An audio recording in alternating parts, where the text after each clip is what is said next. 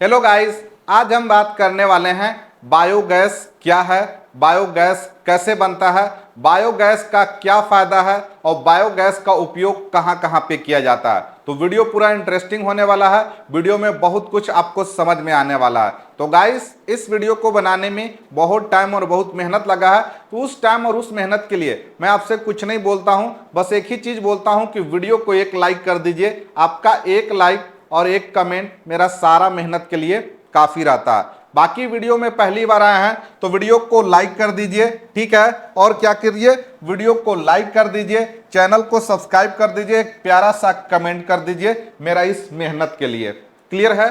तो चलिए वीडियो को शुरू करते हैं। सबसे पहले हम लोग बात करने वाले हैं गाइस कि बायोगैस क्या होता है, यानी व्हाट इज बायोगैस, इसके बारे में हम लोग बात करेंगे।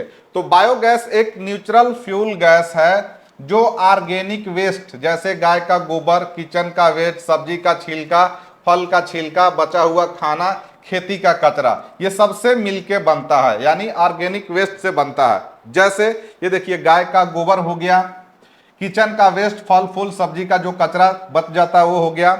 इसके बाद खेती का कचरा, जो खार पतवार जो भी बचता है वो सब हो गया। इस सब को पानी में मिला के एक घोल बनाया जाता है और उस घोल को बायोगैस प्लांट में सड़ाया गलाया जाता है, यानी जब वो सड़ता गलता है तो एक गैस का निर्माण होता है, उसको कहते हैं मीथेन गैस, और इसी से बायोगैस बनता है। यानी इसका मेन कंपोनेंट क्या है? मीथेन। मीथेन को कहते हैं CH4, ठीक है। इस तरह से होता है और आगे इसका उपयोग कहां पे होता है वो सब कुछ आगे डिटेल्स में बताऊंगा और डिटेल्स में समझाऊंगा। और एक चीज मैं बताना चाहता हूं कि वीडियो अच्छा लगे तो लाइक कर दीजिए। गाइस, आगे हम बात करेंगे कि बायोगैस कैसे बनता है। अभी तो मैंने आपको बताया कि बायोगैस क्या है, तो चलिए बायोगैस कैसे बनता है वो चीजें मैं आपको बताता हूं और वो चीजें मैं आपको समझाता हूं, ठीक है। तो गाइस, बायो जो गैस है 4 प्रक्रिया से होके गुजरने के बाद बनता है। तो चलिए एक एक प्रक्रिया को स्टेप बाय स्टेप समझते हैं। तो आपका टॉपिक है बायोगैस कैसे बनता है, स्टेप बाय स्टेप प्रोसेस आपको बताना है, ठीक है। तो चलिए, पहला प्रोसेस होता है रॉ मटेरियल कलेक्शन, यानी कच्चे माल को इकट्ठा करना। यानी बायोगैस बनाने के लिए क्या क्या कच्चा माल आपको चाहिए? तो कच्चा माल चाहिए, गाय का गोबर चाहिए। इसके बाद किचन का वेस्ट चाहिए, किचन का वेस्ट, सब्जी फल फ्रूट का छिलका जो भी हम लोग नहीं खाते हैं वो हो गया। इसके बाद बचा हुआ खाना, जो हम लोग खाना छोड़ देते हैं या फिर बच्चे द्वारा बच जाता है, जिसको बाहर कचरे में डब्बा में फेंका जाता है, वो बचा हुआ खाना, इन सब को मिला के, ठीक है, प्लस इसमें वाटर मिलाया जाता है, ठीक है, वाटर यानी पानी मिलाया जाता है, तो फिर एक स्लरी यानी घोल बन जाता है। यानी जो भी ये मैं आपको वेस्ट कचरा बताया, इस वेस्ट कचरा प्लस पानी वाटर मिला के, ठीक, यानी पतला घोल बनाना है, पतला स्लरी यानी घोल बनाना है और ये घोल को इस टैंक में रख देना है, ठीक है, समझ गए। तो इस सबको पानी के साथ मिलाकर स्लरी या घोल बनाया जाता है और घोल जो बनता है पतला होना चाहिए। अब उस घोल को पाइप के द्वारा, क्या के द्वारा? पाइप के द्वारा इस तरीके से यहां से बायो डाइजेस्टर टैंक में लाया जाता है, ठीक है। कहां पे लाया जाता है? डाइजेस्टर टैंक में लाया जाता है। यह स्लरी पाइप के जरिए डाइजेस्टर टैंक में भेजी जाती है। यह है डाइजेस्टर टैंक और इसमें स्लरी यानी घोल जो हम लोग बनाए, पानी और ये सब कचरा को डाल के उसको यहाँ पे रख देंगे, पाइप के द्वारा डाइजेस्टर टैंक में भेज देंगे, ठीक है। यहाँ पे देखिए स्लरी है, पाइप के द्वारा यहाँ डाइजेस्टर टैंक में आ गया। दूसरा प्रोसेस समझ में आ गया। अब तीसरा प्रोसेस के बारे में बात करते हैं। तीसरा प्रोसेस होता है, वो प्रोसेस कहाँ पे होता है? डाइजेस्टर टैंक में होता है। डाइजेस्टर टैंक में क्या होता है? जो हम लोग घोल डाले ये वाला, इस घोल को एक बड़े टैंक में डाला जाता है, बंद टैंक में। ये जो टैंक है पूरा बंद रहेगा, इसमें डाला जाता है और इस टैंक में कहीं से भी हवा प्रवेश नहीं होना चाहिए। यानी ये जो टैंक रहेगा उसमें ऑक्सीजन नहीं होना चाहिए, ठीक है।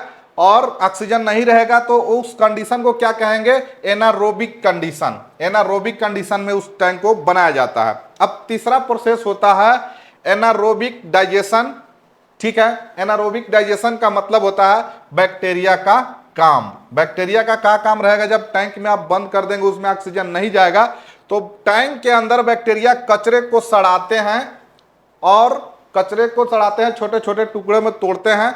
इस प्रक्रिया को एनारोबिक डाइजेशन कहते हैं। ठीक है, इस प्रक्रिया को एनारोबिक डाइजेशन कहते हैं। और इस प्रक्रिया में क्या क्या होता है?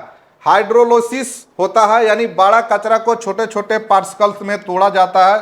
ठीक है, इसके बाद एसिडोजेनेसिस होता है, जिससे एसिड बनता है। इसके बाद मेथेनोजेनेसिस होता है, जिससे मीथेन गैस बनती है।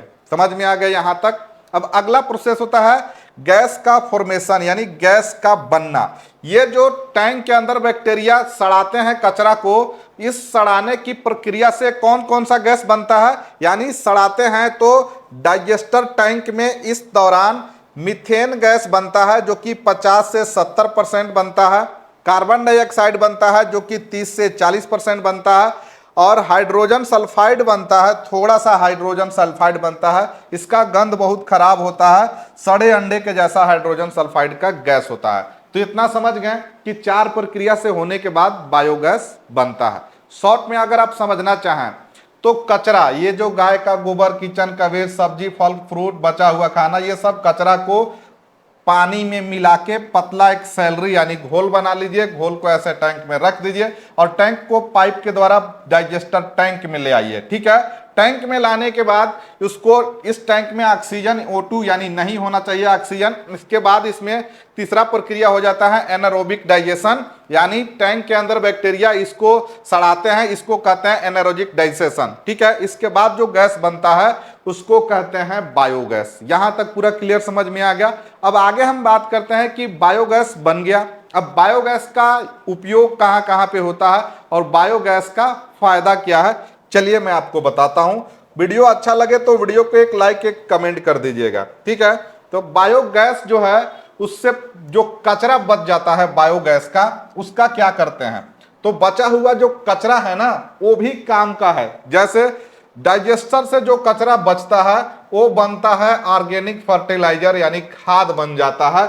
यह खेती के लिए बहुत फायदेमंद होता है। ये जो डाइजेस्टर प्लांट आप देख रहे हैं, इसमें से जो कचरा बल के बाहर जो निकलेगा ना, वो खाद बन जाता है, यानी ऑर्गेनिक फर्टिलाइजर बन जाता है। इस तरह से खेती करने में लिए किसानों के लिए बहुत फायदेमंद होता है। ठीक है, अब आगे हम बात करते हैं कि इसका उपयोग कहां पे है और इसका फायदा क्या है। तो बायोगैस का उपयोग कहां कहां पे किया जाता है? तो बायोगैस का उपयोग खाना बनाने में आप कर सकते हैं, गैस स्टोव चूल्हा में पाइप लगाकर।